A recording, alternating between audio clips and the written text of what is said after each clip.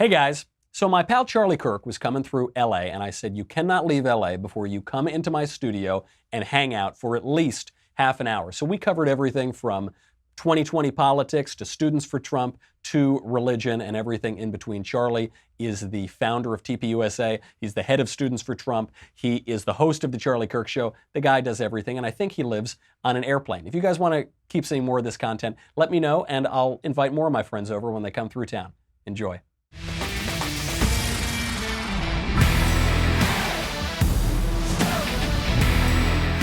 What's going on, man? Hey, Michael. Thanks for having me. I see you in any city that I'm in. That's where you are. That's correct. You are in 4 cities a day, I think, and you are living on an airplane for the rest of that time. Yes, I've figured out the metaphysical impossibility of being in more than one place at once. That's incredible. You got to let me know your secret at some point. Yes. Anyway. Thanks for having me. Huge fan. I love listening to your podcast. There's very few things I listen to. Well, I listen to Rush. I listen to Prager. I listen to you. I listen to Ben. Yeah, it's Daily Wire, Rush, Prager. I appreciate that. I actually, not to flatter you, but I both want to flatter you and admonish you. Because usually, you give me a lot of hope. You're flying all over the country. You're spreading this great message of love of country and liberty and freedom. I've gone to a number of TPUSA events. I always have a great time. And then you come out with this op-ed in Newsweek that has me very worried because you say that there are these sleeper cells of socialists who could destroy our country and nobody is paying sufficient attention to it. That's correct. So I'm a contrarian by nature. That's just who I am. I suspected that. Yeah. I got that impression. And so I couldn't be a more firm supporter of the president, what he's doing. I mean, he's saving Western civilization. There's no doubt about it. I mean, his policies, his worldview, he's doing unbelievably well. And I have the hat. I don't have the hat. Unfortunately, not. It's not we on should me have both today. had Maga We should have hats. had the hats on Terrific. today. He deserves to be convincingly reelected in a 1972 or 1984 landslide. Yeah, I agree. However, he probably won't win in a landslide like that. So You don't think so? Because I think if the election were held today, he would win 57 states. But you think there's more of a threat? I've been on 57 states, right? Exactly. Look, so everywhere I go, people are telling me that Trump's going to win. So when I mean everybody, from reporters from the New York Times to GOP donors, and especially the donors, and the equation works like this: is I like Trump, what he's doing, I don't like his style. Yeah, Everyone, I don't like the tweets. Okay, yeah, fine, sure. They put that in the box, but I really hate the Democrats. Democrats are so radical, therefore Trump will win re-election. This is the A plus B. You hear this nonstop everywhere you go, right? And so then I say to myself, do I believe that? That's that. So then I'm not just going to digest that pablum. It might be true. There's pablum that's true sometimes. Sure. And so then I say, what is this correct? And I say to myself, well, first of all, I think he should win, but he's up against a massive media machine. Yeah. He's up against a social media conglomeration that will do everything they can to manipulate shut him out, the election. And then finally, from based on what I see anecdotally and what I see in the data, I think there are far more people that will embrace radical left-wing ideology than we would ever believe. And so let's take the college kids. You speak at a lot of college campuses. You do it really well. This is what we do at Turning Point USA every single day. Most of the college activists that protest you or protest me, you think they're going to go and support Joe Biden? I mean, some might, but they would be out in droves to support Elizabeth Warren and Bernie Sanders. So I think it's fair to say that if Elizabeth Warren or Sanders gets nominated, someone of that ilk, there would be boosted turnout amongst younger voters. Well, boosted turnout on campus throws off all the voter models. Right. One of the main reasons why Hillary Clinton won in 2016 is lower than usual voter turnout, youth voter turnout. Right. And she had a lot of good dead voter turnout, that's but correct. She didn't have a ton of youth voter turnout. So she spiked the deceased. She did quite well in the deceased community. I think Epstein's going to vote for her this year, geez. actually. Well, I take the fifth. So, so look, I believe that there are people like there were hidden Trump voters. I believe there's hidden socialist voters out there. Yeah. I think this country is way further to the left than we ever realize, and we want to admit. Just take how many people vote for the Green Party. If you add the Green Party plus Hillary Clinton's deficit in Wisconsin, she's president. There's this thing that Hemingway described. He was describing Ernest Hemingway or Molly Hemingway? I wish it were Molly, but this is Ernest. And I like Ernest Hemingway. What Ernest said is, he was describing someone going bankrupt, and he said, it happened gradually then suddenly. Mm-hmm. And I think that's what's happening with Sounds like radicalism. such a Hemingway. It's very pithy. Yeah, it has climax, it has prose, and then boom. And then it hits you. Yeah, exactly. This, I think, is what's happening with radicalism. You see these same polls. More than half of young Americans identify as socialist, even though only about 30% can define what socialism is.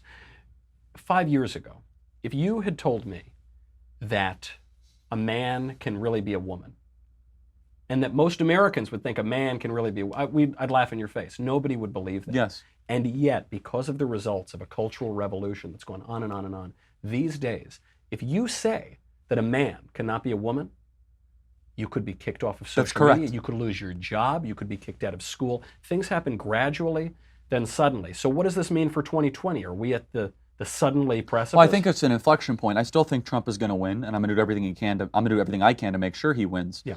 But I don't like all of a sudden taking victory laps 14 months ahead of an election, which I figure as if that's the tone of the movement right now. Mm-hmm. I can't go to one place without someone saying that Trump is going to win. Yeah. I can't find that gathering, and I was like, this is first of all, there's no way to win. First of all, yeah. I mean, just ask Buster Douglas, okay? Buster Douglas, Mike Tyson, 42-1 odds, okay? You think you're going to win, and all of a sudden you lose in Tokyo, right. Okay? And if that's above your head, good. Okay, I love sports. I think sports are a great metaphor for. I know. The only one we don't allow on this show is soccer, but I guess that's a conversation for another time. Correct. Yeah, it's let the Europeans figure out how to tie. How could you tie in the sport? I don't understand. And as soon as the NFL brought into tying, they also brought in kneeling. I know. Direct correlation. Coincidence? I think not. No, conspiracy. It's collusion. That's right, collusion against the anti-meritocracy culture that the left is trying to create. So look, here's the thing. I'm trying to offer some sobriety to our movement. First of all, I think the left is going to be more determined than ever than defeat Donald Trump. Mm-hmm. I think there's more socialists on the fringe that are going to show up out of pure hatred to destroy this guy. Yep. And I think we have to win. The Democrats don't have to lose. Mm-hmm. That's a big difference. Mm-hmm. If we're counting on winning because of how bad they are, we're going to lose. We have to go for the jugular. We have to, and metaphorical jugular, okay, Antifa, Media Matters people, whatever. Yeah, I know, they're writing the Media Matters hit piece on you. I'm qualifying it, okay, right. Metaphor, go for the jugular, okay? When Antifa literally goes for the jugular, okay? That we have to say so boldly and definitively who we are as a country. What does this country stand for? The whole Trump doctrine, the Maga doctrine, if you will. What is it? What is the Maga doctrine? And I have the book coming out in February, actually. It's called can't wait Maga to read. Doctrine. How was that for us? Yeah, that was really good, right there, right in the strike zone. The Maga doctrine is this. Number one, you have to admit one thing. America is the greatest country ever to exist in the history of the world. That's number one. Mm-hmm. You don't admit that, you got some other doctrine, some Iranian doctrine or something, right? It's not. You're either with us or against us. Right, exactly. If you believe that, you believe in something else. But I don't know what it is, but you have to first believe that. Number two, you have to believe America's been heading in the wrong direction generally in the last 30 years. Mm-hmm.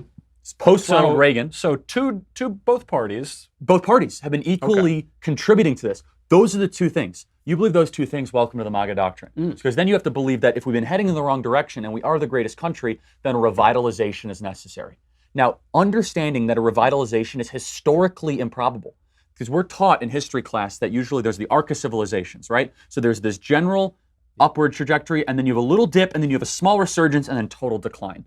Well, then historians would say the 80s was our resurgence, right? Like Reagan was the great again moment, but to have two great again moments, has that ever happened? So Trump is going up against the historical impossibility to try to fight the endless wars, the corrupt politicians. Essentially, Cicero's Rome is really what cultural decay, exactly. Cultural malaise. And so what is the Maga doctrine? It is, what set of policies can I implement that have proven to be timeless in the history of civilization to fight back the decay of civilizations? Number one, strong borders and recognition of sovereignty. Number two, a vibrant American working class. Number three, ending the endless wars. Declaring war in a country that looks at us silly is the dumbest thing. And Trump is doing this spectacularly well overseas. What he's doing, ending the Afghanistan war. But even he's had trouble getting out of Afghanistan, out of Syria.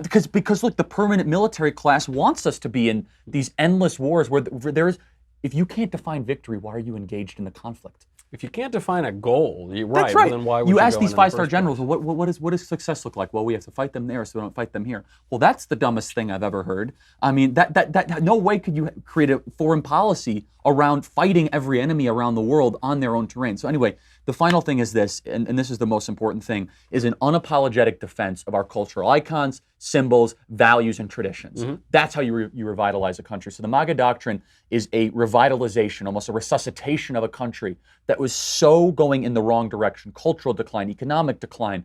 And so he's turned around the economy. He's defended our core objects and symbols, our flag, our tradition, our symbols. Absolutely. That's probably my favorite thing that he's done is he's actually spoken at a fundamental and cultural level about the things that we hold dear as a country, Yes. the things that we hold sacred together, the flag, our national history, Totally. our founding fathers, against a whole leftist culture that tries to tear it down. Let me tell you another thing that he holds near and dear is that we are the best, and we should own it on our sleeve.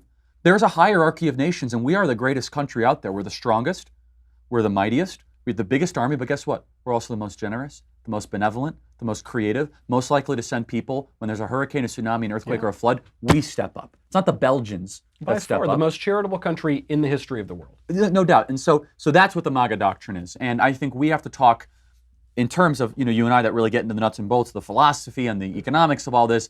I think he doesn't get enough credit for what he's actually done philosophically and on the policy side. And going into 2020, it's going to be a referendum on the idea of America. So referendum on the idea of America in the sense: are we a nation of victims or a nation of victors? Are we thankful that we live in America? Or are we angry that we live in America? Do we love our country? Do we hate our country? That's basically it, right? And so if Trump frames the debate like this, he will win. He will win.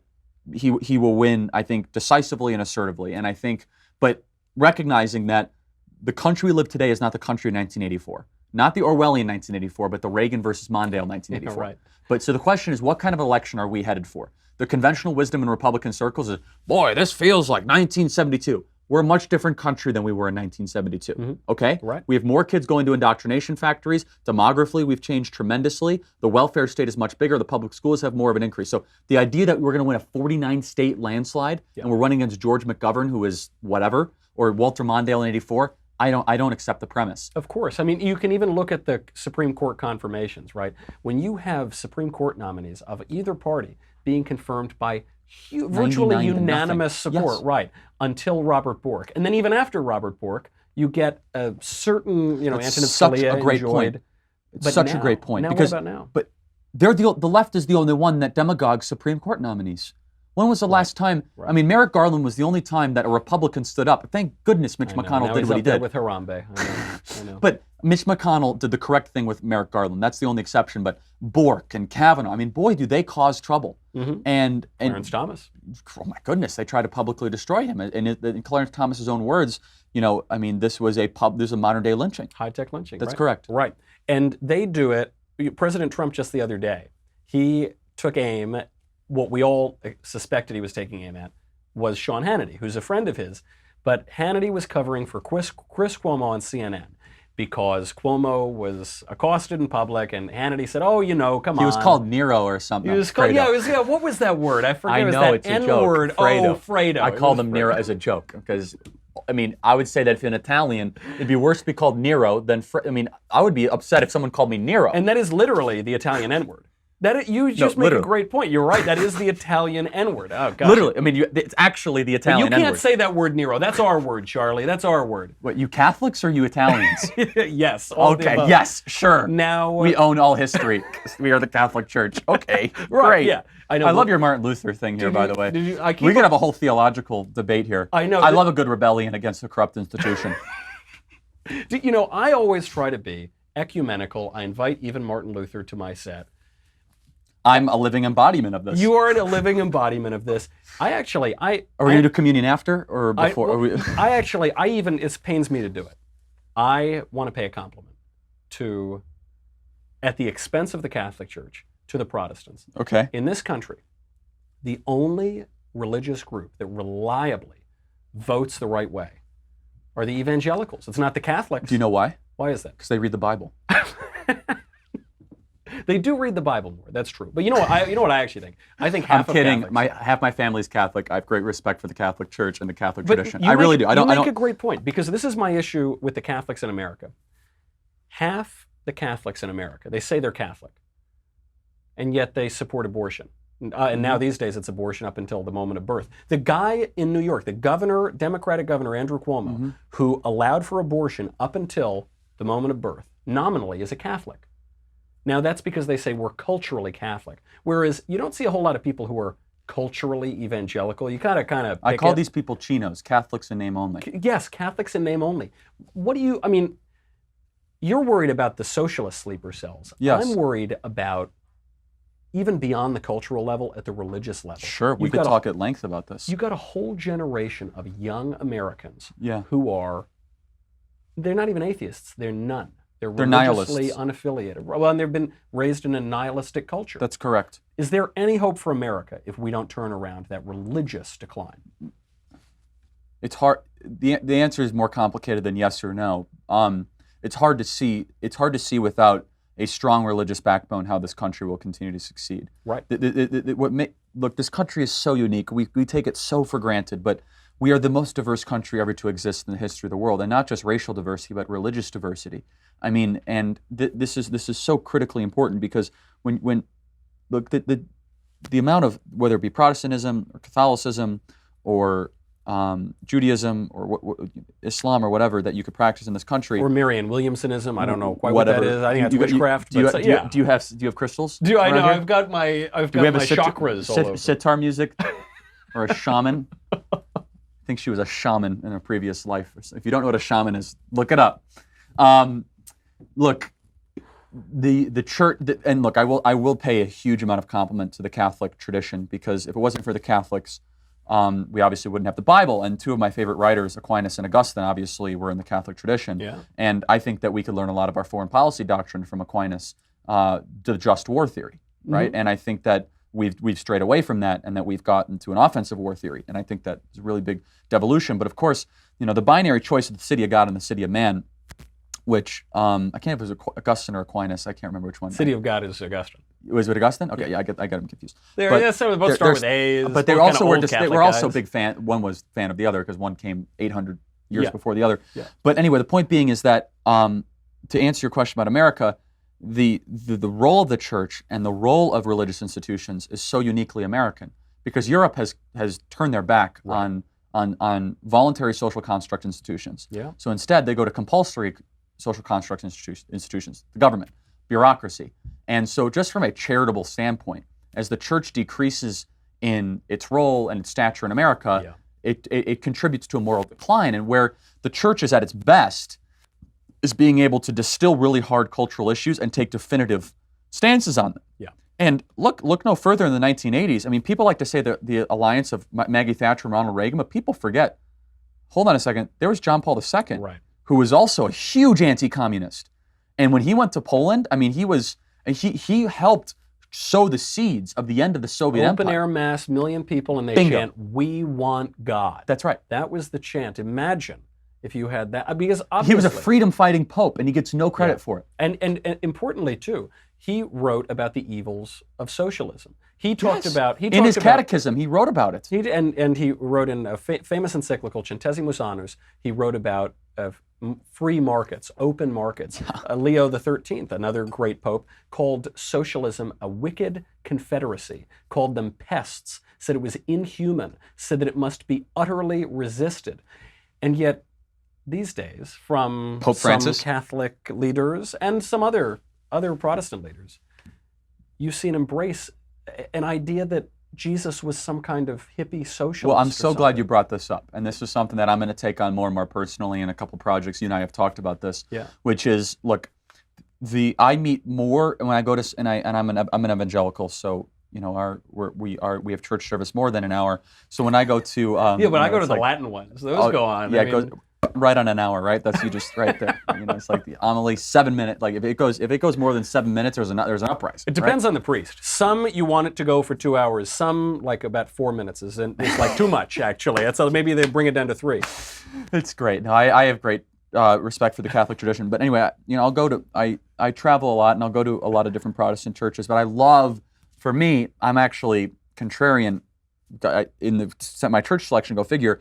I find more intimacy in mega churches. So I like really, really big churches.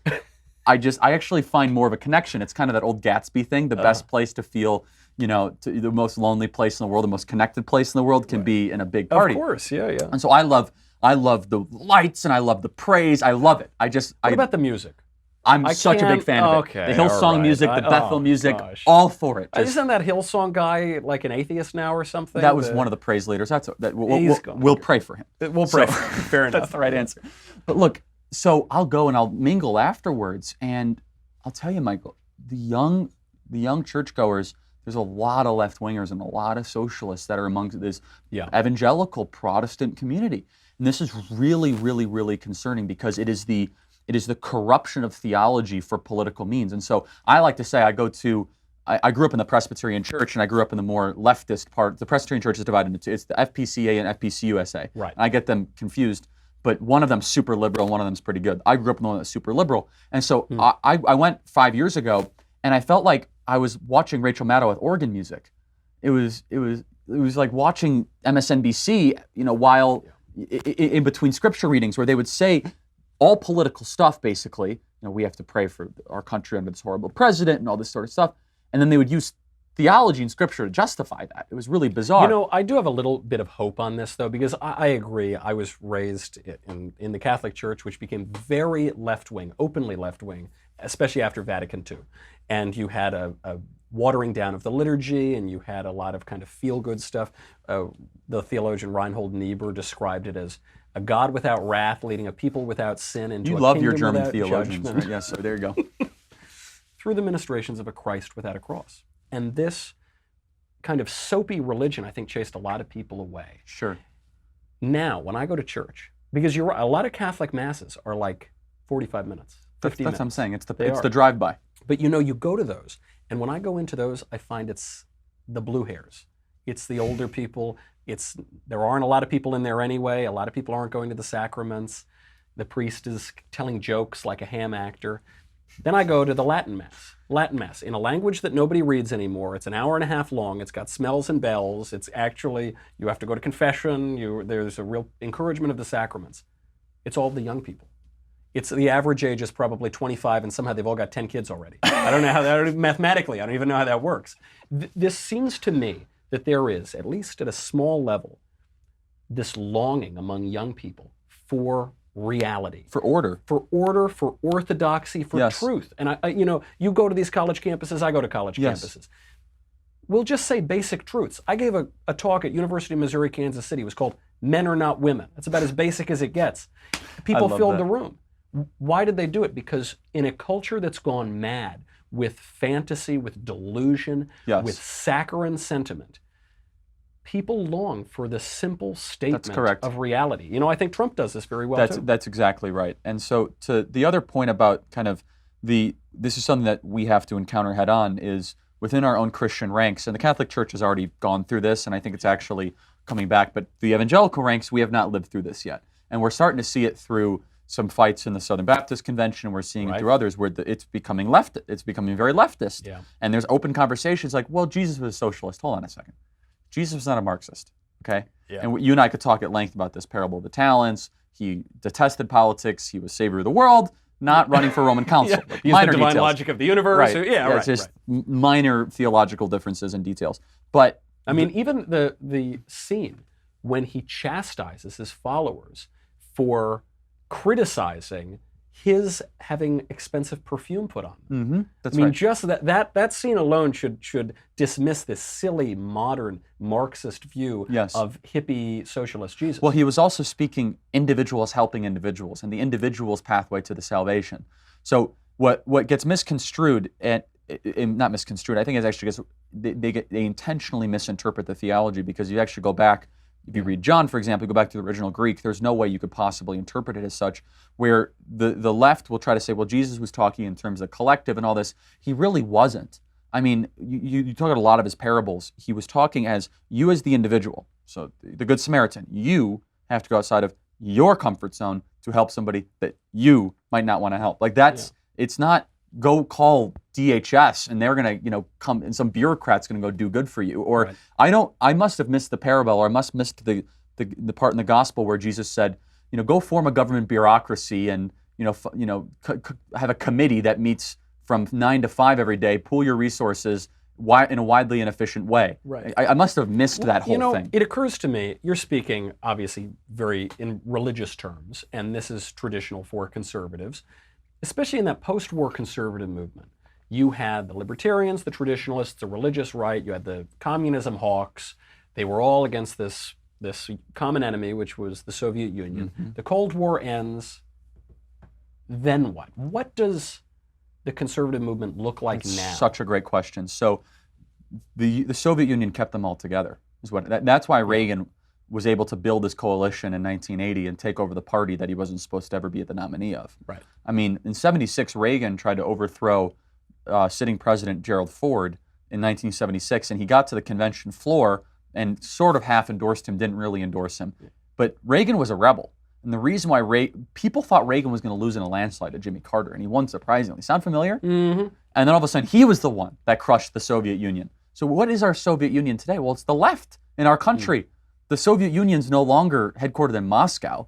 They're in Montana, Michigan, Mississippi, and Missouri. They're everywhere. And only on the university campuses. Right. It's well, it's epicenter of and then in Hollywood and all this other. So look, the coalition that we have to build, though, that Reagan got correct and Trump gets correct, and I feel that our movement gets wrong so often, is we have to break, and you understand this, we have to break our shackles away from these coastal elitists in universities and these think tanks that think that if you're a carpenter, a pipe fitter, or you didn't go to four-year college, you're somehow less than worthy to be engaged in the American conversation. Right. That's where Reagan was successful. That's where Trump is successful. And I feel as if there's this elitism that permeates our movement, where all of a sudden that if you didn't go to the correct university in the upper Northeast corridor, any opinion you have is what? Well, it's deplorable, it's all this. And the left says it, our people don't. But you know what it is? It's also an emperor has no clothes situation, because having gone to one of those correct universities in the Northeast corridor. And I didn't go to one of them. And you didn't go to one of them. I didn't go to any of them. You didn't go to any of them, but you do have an honorary degree. Yes, from Liberty University. From Liberty. Everybody should go to Liberty. University. Yes. But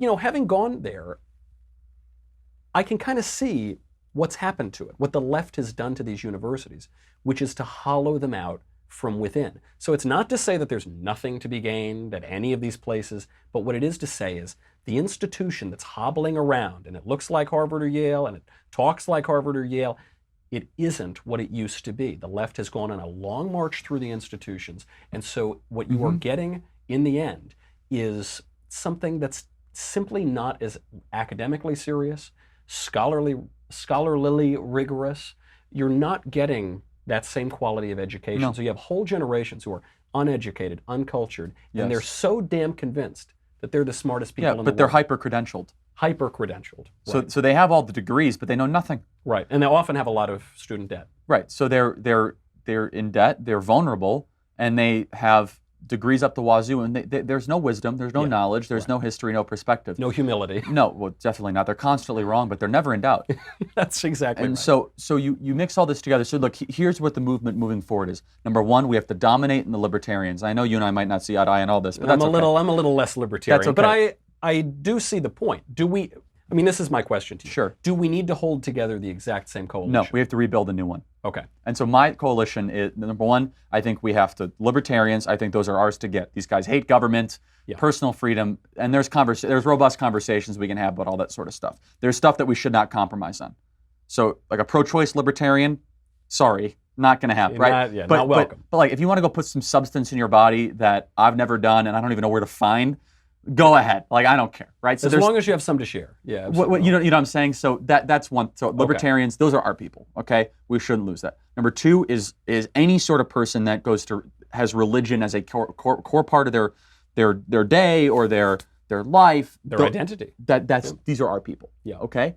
And it should be actually 4 or 5. Number three, the other part of the coalition is people that wake up before 7 a.m. No, I'm not kidding. Every human being in America that wakes up before 7 a.m. should be a Republican. Well, that's good. And then we should limit the vote to be over at about 8 a.m. and then we win. No, I'm not kidding. And I say that somewhat jokingly, but if you're getting up early and you really gotta really muster some strength to go to work, you're one of us. I don't care if you're a carpenter, a teacher, a pipe fitter. You're not a leftist. Even a hedge fund manager. No, but okay, of course. But again, there's 50 of them. Okay, that's fine. But I'm talking about the 50,000 teachers in Missouri that we've never talked to. Yeah. And they're working their tail off, right? And again, this comes to this hyper-elitism. So if you're waking up early and you got to really fight and you're our people. Like I want our party to be the hard work nation party. Like that's us. And the final thing is the doctrinaire conservatives. And there's about 8 or 10 million of these people, and they're the ones that listen to Ben, they listen to Rush, and they're the Tea Party folks. They buy all the books. Those are our folks. I love those people, right? And that's our coalition. Okay. If you combine libertarians, which our generation is becoming increasingly libertarian, religious, hardworking, conservatives, that's 65 million people. You'll win any election you can with that. Let them go after all the people that sleep until 10 and do whatever the hell they want. Like, I don't care about those people, right? I do care about them. I don't care about their votes. Like, I don't want to build let me make myself go. I care about them as people. I don't want to build a political party around people that sleep all day and do nothing. Of course, yeah. I mean, they're not really reliable when you need to go out and knock on doors. But and you know hand what out I'm saying, cards. Right? But that's a movement I think that can have robust debate and can be one that can win the future and make our country a better place. Looking at 2020, it looks to me there are 3 big vulnerabilities. One is that Hillary Clinton is a uniquely detestable candidate. And so if even someone like Joe Biden, who I think is a total doofus, even he is like, I don't know, he's Elvis Presley compared to Hillary Clinton. I mean, even he is a pretty cool guy. You got that. You have the prospect of economic difficulty. I mean, we've had an incredibly long bull run. Obviously, we're engaged in a tough trade war with China right now. There is the prospect that the economy falters. And 3, the wall. We were promised a big, beautiful wall. We want the big, beautiful wall. I want the wall. We all want the wall. And yet, there is not yet new border wall. Though there may be, because of that Supreme Court decision that allowed for 100 miles that might get some of it built before 2020, but more likely not. Are those vulnerabilities insurmountable? No, they're not insurmountable. You don't think if the economy tanks? Well, I don't think it will, but if the economy tanks, I still think Trump can win. Okay. But I don't think the economy will. I mean, the fundamentals are too good. And so, look, we have a community of economic hypochondriacs. So, I mean, That's a good way to put it. Where these people are trying to convince themselves that there's a recession. Mm-hmm. And so you know what the problem with hypochondriacs are? Eventually you're going to get sick because you're trying to get sick. You're right. And at least eventually you're going to be right. What? I mean, right, exactly. Mommy, I'm sick. No, you're not. Go to school. Mommy, I'm sick. No, you're not. Go to school. Okay, finally, the 95th time, you actually might have the flu. Yeah. But here's the thing is, the funny thing about recessions is you can talk yourself into a recession. I mean, remember, if you read von Mises's Human Action, I mean, that's all the economy is. It's multi-trillion inputs of human action put into one thing that we call the economy, right? There's no such thing. You can't touch the economy. Every little piece is the economy, right? Yeah. But all of a sudden, you have 10 million people that change their behavior. Then all of a sudden, you can create a recession. And that's what they're trying to do. They're trying to propagandize the American public to create a recession ahead of this. I mean, Bill Maher said it would be worth a recession. That's correct. To kick Trump out of office. So you know what that means? That he wants to see people suffer. Yeah. Because that's how much he hates Donald Trump. Yeah. He wants to see people that wake up over 7 a.m. In Idaho and in Illinois. He wants to see them have a horrible Christmas. Yeah. So that he can make sure that he can be right at a cocktail party. And guess what? For Bill Maher out there, he would be fine in a recession. People will keep coming to his stupid comedy routine. People will still be watching his show. He'll be just fine. I mean, but guess who won't be fine? The people that Donald Trump, who has made their lives better. No, of course. And so, look, I don't think there might be an economic slowdown. I think that's possible. I think that I think the left is going to try to throw some surprises. And I think China is going to heavily try to interfere with this election. So, look, I think China, through their proxies, through North Korea, through any sort of way that they can jab at Trump and make him look, not in reality, but make him look wrong, they're going to do it. You think that Russia interfered in our election through a couple troll farms? Right. Just wait till you see what China is going to try to do. And, you know, historically speaking, this is something the left doesn't understand. Throughout the Cold War, we would play China off Russia and Russia off of China. And so when Russia was the big threat, we would maybe open up China, go play some ping pong with them, play them off of Russia. Now it would seem that China is the bigger threat. We might play Russia off of China, and yet then we're told these people have been Russian dubs for 100 years. That's right. Since the Russian Revolution. Never apologized for their support of the Soviet Union. I mean, but like, ever since the Russian Revolution 100 years ago, they've been telling us Russia's no big deal, Soviet Union. I've seen the future and it works. And now the one time that Russia is actually a de-emphasized role Now Russia, I mean, if you actually look at the Russian model right now, they have an aging population. Yeah. They have 1/3 our population. They have huge social problems. I mean, just real big social problems. They produce next to nothing. I mean, they don't. They just produce those dolls inside the little dolls Right, inside exactly. the little dolls, I think. And like, they're less of a threat than they ever have been. Now, do I think we should be dovish on China? No. Russia, I'm like, no.